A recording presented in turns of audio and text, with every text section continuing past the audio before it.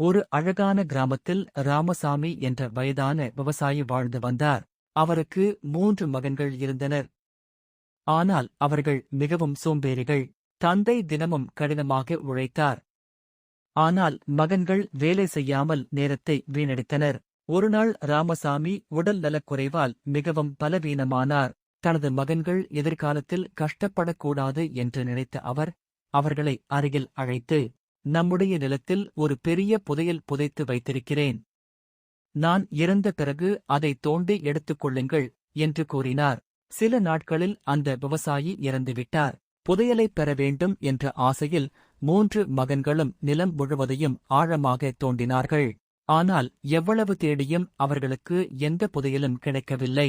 ஏற்கனவே நிலம் நன்றாக உழப்பட்டிருந்ததால் அவர்கள் அதில் விதைகள் விதைத்தனர். சில மாதங்களில் பயிர்கள் செழித்து வளர்ந்து நல்ல விளைச்சல் கிடைத்தது. அதனால் அவர்கள் அதிக பணம் சம்பாதித்தனர்.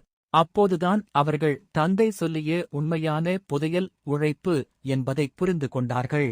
கடின உழைப்பும் முயற்சியும் இருந்தால் வாழ்க்கையில் நிச்சயம் வெற்றி கிடைக்கும். சப்ஸ்கிரைப் பண்ணுங்க.